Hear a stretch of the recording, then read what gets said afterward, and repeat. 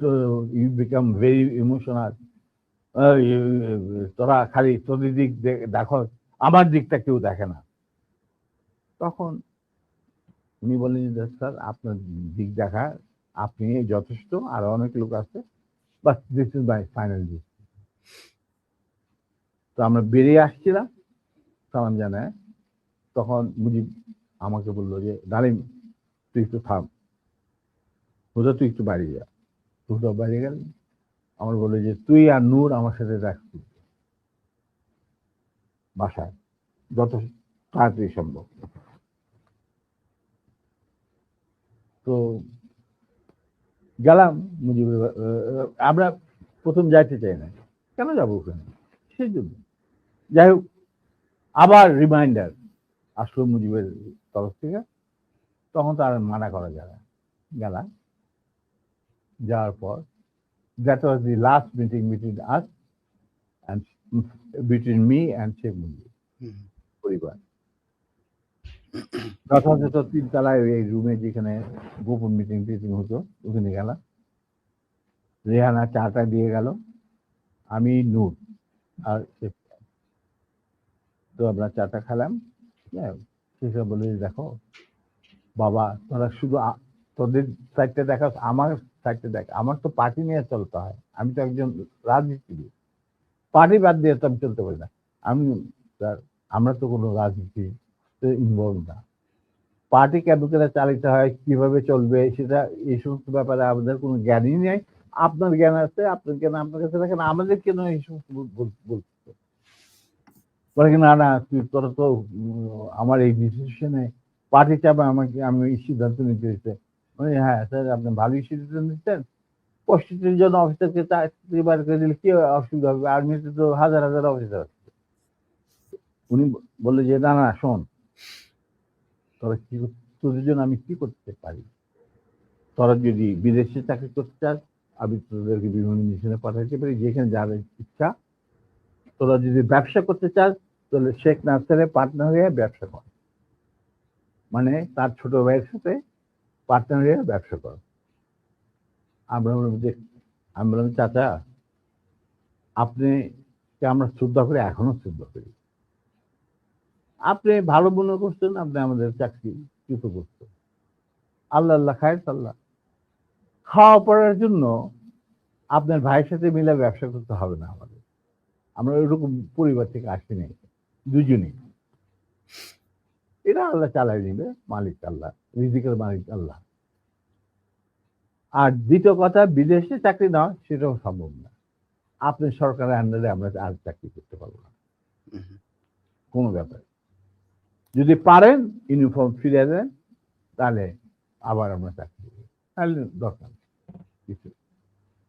কিন্তু যার আগে একটা কথা বলে দিচ্ছি, এই যে আপনার পার্টি পার্টি করতেছেন না, যারা আপনার কানে মধু ডালে সবসময়, যে বাংলাদেশ মানে মুজিবুর রহমান, বাংলাদেশের জনগণ মুজিবকে ভালোবাসে, মুজিব তাদেরকে ভালোবাসেন।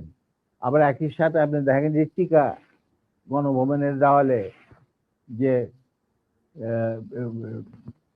মুজিব বলে কম্বল তোরা গাদি, এতগুলি কম্বল এলো, আমার কম্বলটা কই, সেটাও বাংলিশ করে বাইরে পাঠাই হারামজাদা।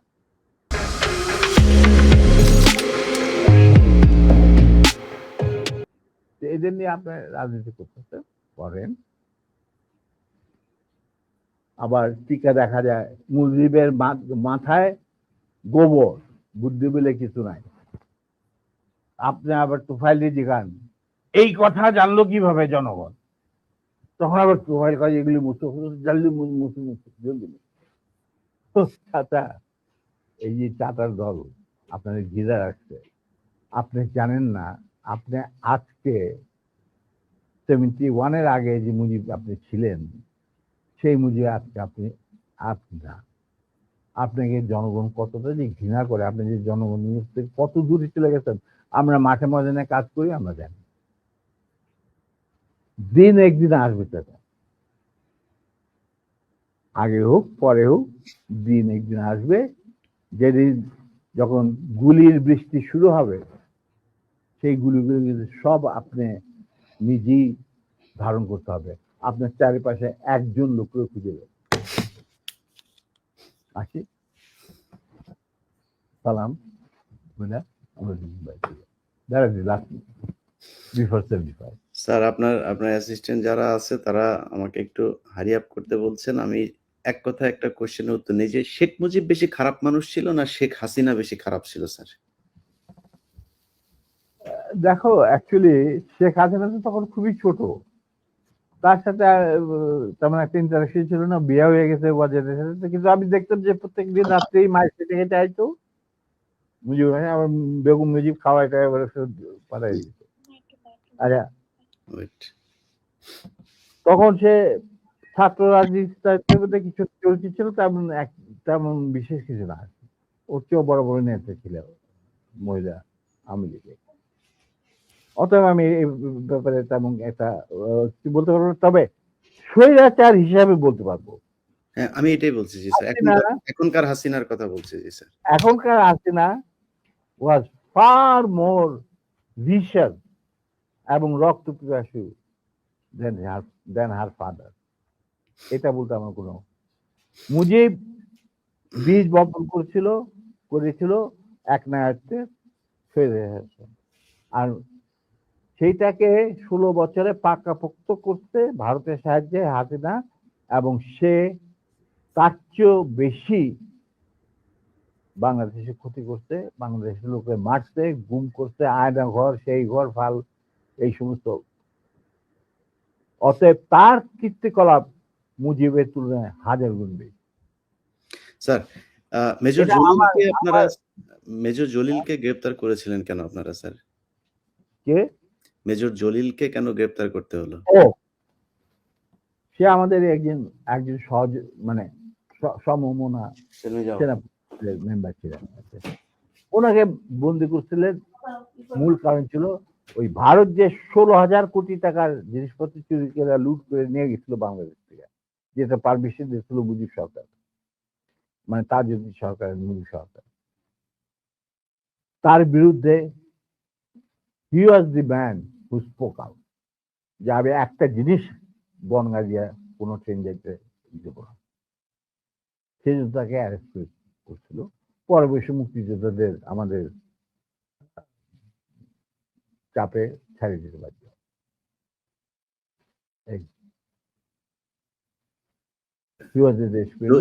জহির রায়হানের বিষয়টা কি ছিল স্যার? দেখো, আমরা তো আর্মিতে চাকরি করতাম, তো বাইরে কি হচ্ছে, তবে কিছু জানতাম। স্বপন টপন এরা ছিল, সব ক্র্যাক পার্সন, সবাই চেনা পড়ি। আমি তোমাকে বলবো, যুদ্ধের সময় শেষ পর্যায়ে একবার দীপুধর কলকাতাতে ভিজিট করছিল। ভিজিট করার সময় as a foreign minister Khondaker Mushtaq তার অনারে একটা চা চক্রের বন্দোবস্ত করে 19 নম্বর থিয়েটার রোডে, মানে মুজিবনগর সরকারের পীঠস্থান। সেইখানে আমি উপস্থিত ছিলাম, আরো অনেকে উপস্থিত ছিল, মাহবুব ছিল, তৌফিক রায় চৌধুরী, দুল কাদের খান, ডক্টর কামাল সিদ্দিকী, আরো অনেকেই, যে সচিবালয়ে যারা থাকতো বড় বড়। সেখানে আমরা জটলা পাঠায় তখন কথাবার্তা বলছিলাম যে নব্য স্বাধীন বাংলাদেশকে কিভাবে গড়ে তোলা যাবে। বিভিন্ন জন বিভিন্ন রকম কথা, বিভিন্ন আঙ্গিক অঙ্গনে কি করতে হবে না হবে, এই সমস্ত আলাপগুলো হচ্ছিল over the cup of tea. আর ডিপি ধর ঘুরে ঘুরে প্রত্যেক গ্রুপের কাছে গিয়ে শুনছিলেন যে কি কথাবার্তা হচ্ছে। একসময় আমরা যখন কথাবার্তাতে লিপ্ত, ডিপি ধর আমাদের কাছে আসলেন। আসা তখন আমরা ডিসকাস করছি যে বাংলাদেশে ইকোনমি কিরকম হবে, ইকোনমিক পলিসি কি হবে, কৃষি ক্ষেত্রে কি হবে, চিকিৎসা ক্ষেত্রে কি হবে, এই সমস্ত ব্যুরোক্রেসি কিভাবে রিবিল্ড করা হবে। তখন জিপি ধর আমাদেরকে, আমরা নোটিসও করে নিই যে সে এসে দাঁড়িয়েছে, সে আমাদের কিছু করে, boy gentleman, listen to me, you don't have to bother about all this thing. You will just go back to independent Bangladesh and rest of the thing will be taken care of by us. এই কথার সাথে যদি তুমি একটু relate করার চেষ্টা করো, তাহলে জহির রহমান যেহেতু উনি একটা মুভি বানাচ্ছিলেন অপকীর্তি, মানে সকল মুক্তিযুদ্ধের উপরে, মানে আওয়ামী লীগের অপকীর্তি এবং কিভাবে ভারতকে দেশ বেঁচে দেওয়ার খেলা চলছে, এই ব্যাপারে উনি একটা ভিডিও বানাচ্ছিলেন।